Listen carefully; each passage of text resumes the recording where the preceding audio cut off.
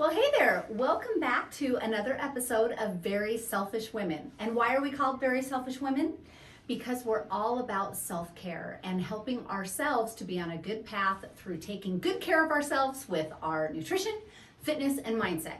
And so we want to have a little conversation with you today about something we talk to our clients all about. Oh, and I forgot to say hi, I'm Lisa Russell. This is Alana Sukit. This is Sierra Gertson, and we are a team of three, and we work with clients on how to self-care their way from a place of not being in a good place to self-love, self-respect, and self-confidence. So all of that to say, today we want to talk a little bit about expectations and really the whole idea of making progress versus perfection. So we want to talk about what happens when you are on a road, you're doing really, really well, and then suddenly you're not.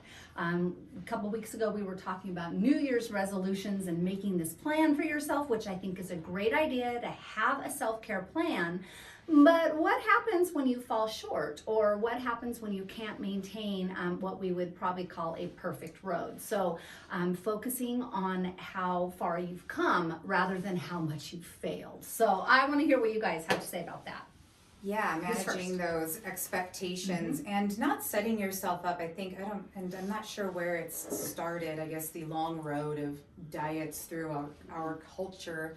That, if you're not on it, then you're not on it, right. Basically, that there is no wavering from what your, plan is, from, being perfect, from, saying no to French fries and only a side salad and all of that.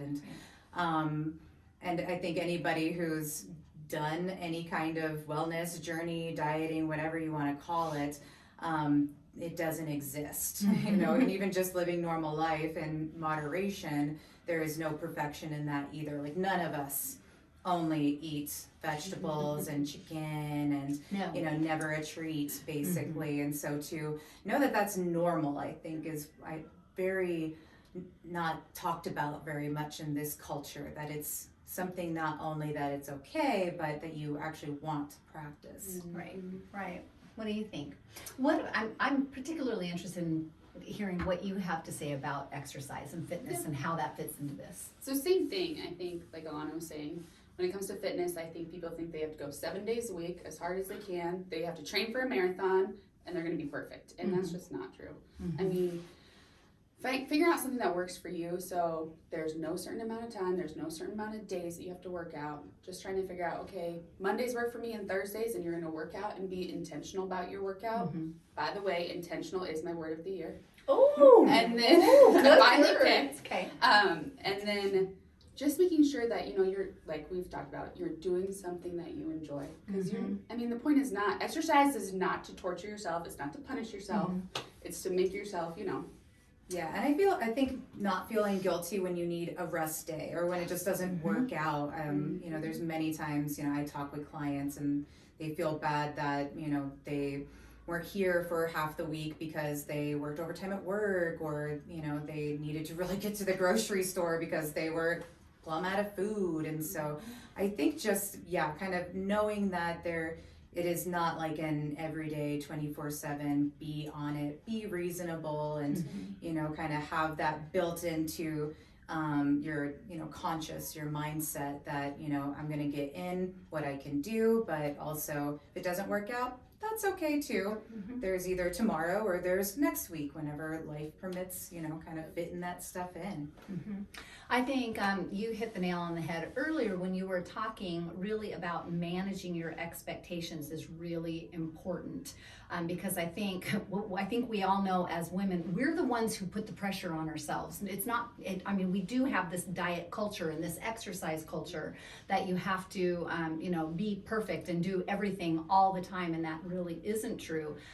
For me, I've had to really change my self-care plan and my goals over the year, because when I was first on my weight loss journey, I was so focused, and yes, I had great success, but my idea of success and what it looked like was perfection. And I did work out 6 days a week, and I ate, not 80% good excellent foods. I was really focused and did this, this, this. The problem is I could not maintain it, you know, and then you fall off the wagon, and then instead of doing this road like this, which is what you're trying to do, you're all over the place and you're way out here, and that would lead, for me at least, it would lead to, I would be mad at myself all the time because of how I'd screwed up and how I'd eaten this thing, and then it would like downward spiral, instead of just like getting this forgiveness of, okay, yesterday was a junk food day, or it was a sit around on the couch day, or whatever it was. Get over it and move on. Yeah, and I think, I mean, aside from Sierra, I think she doesn't have as many issues as maybe Lisa and I have had gone through in the past, and I think you kind of need to live some of, you know, those trips in life to kind of understand what it's like for anybody going through this. I didn't lose like 40-50 pounds in life, but I had my own, you know, food issues and stuff, and I think another common one is like you know, forbidden foods, I think falls into this too, that there are no forbidden foods. Like I wouldn't like ranch, no, I don't order ranch on salad. It is a vinaigrette or I'm not eating it, you know, and I had so many of those, or just different, you know, pizza or fries. And then really when I was on my own, I just like really got into that and indulged myself. Instead of just being a normal person and doing things in moderation. So, you know, I think it's, you know, often things people just don't talk about, but, you know, being, I think, realistic on, you know, your types of foods, that you should never say no to everything all the time, just not all the time say yes, basically. And I'm in such a better shape, like healthfully, physically, like, I used to do so much more running, and I was really kind of all about it, not in like a crazy way. I've always been quite, you know, reasonable with myself, but, you know, still I kind of held this standard for myself. And once I let that go, I think, well, working here in motherhood really helped that, put that realism in life. I maintain a much healthier weight now than I did when I used to only eat vegetables and hummus, and I've been vegan and vegetarian, and I used to run 5 miles, and I've done it all, and I'm in such a better place now because I can actually practice moderation, and I can, you know, eat some nachos and have a beer and be done when I'm full, instead of feeling like I gotta eat those nachos because I'm not gonna have those again for who knows when, you know. So, but you know, it takes practice. I think it takes trusting your body, but the more you do it, you know, the more you prove to yourself that this is, you know, what your body and your mind needs, that you can do it in a healthy, normal way. And I think the same thing goes for exercise, because I think so many people, like, so for instance, our fitness classes, ladies are like, well, what if I can't do that? What if I can't stay up the whole time? It's okay, you don't have to. And I always tell everyone, and I know Tanya, Kim, everyone else says the same thing. As long as you're moving, it's fine. And don't hurt yourself, obviously.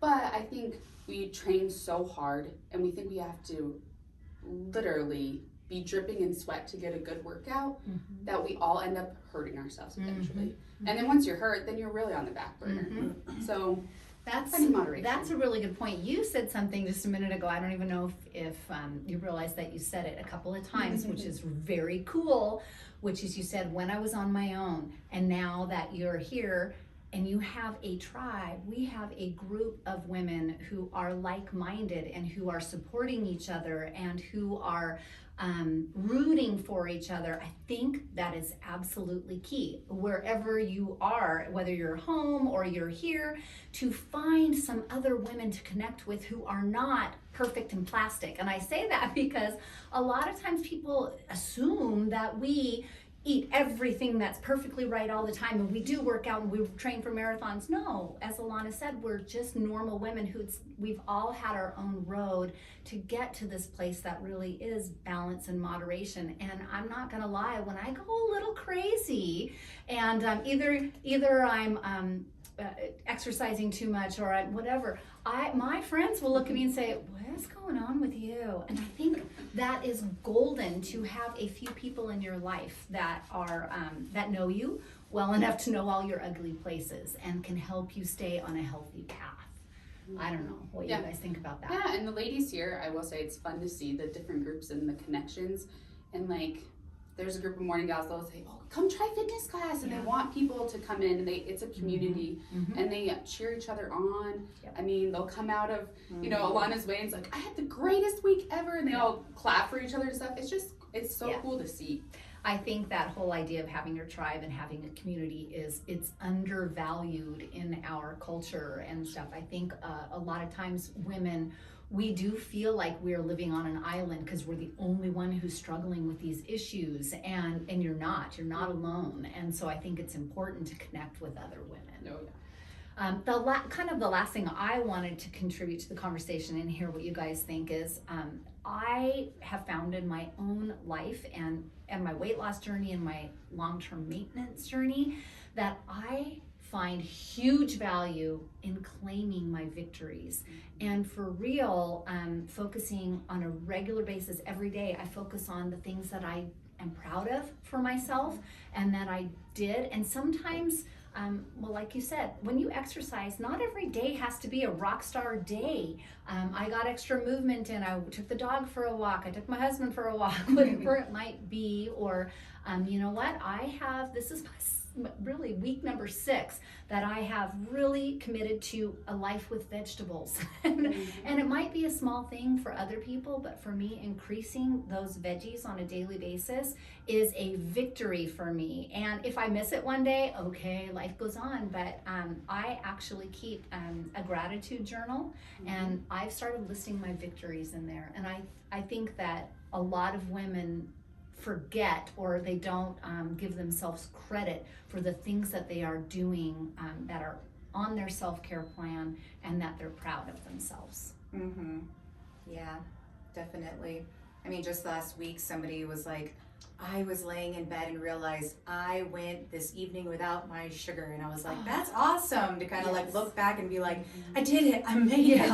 Because that sugar detox is not easy, and it really does take a few days of just like hold on tight and just bear and get through it basically. And so I thought that was so awesome. And then other times, talking with women, it's so easy to focus on, the bad things and not how far you've come, how many changes you have made. And so, but just, that positivity in general, I feel like, really kind of, I always tell people it's like the rubber band, like when your mind goes dark, just, slap yourself and get back in it and realize we're doing good. We're going forward. We're not going backwards, and all's going to be well. Right. So. I think that's a really, really good thing to focus on is your victories, how far you've come. And I keep a little, I'm not training for anything, marathon, half marathon or anything, but I do keep an exercise journal where every time I get on my treadmill, I do my strength training, I do my yoga flow, I do mark it down because it motivates me when I'm not feeling it. I'll be like, oh gosh, that's right. This time last year, I was only doing 22 minutes and now I can do 35 minutes on the elliptical or whatever it might be. So just, give yourself a little pat on the back for the things that you're doing right in the midst of raising kids and everything else that we're doing. So, anything else? Anyone else? No. All right. Well, good talk. I'm excited about that. So just really remembering progress, not perfection. You're doing good. Just stick with it. Okay, that's all for us. We'll see you next time for the Very Selfish Women. Bye.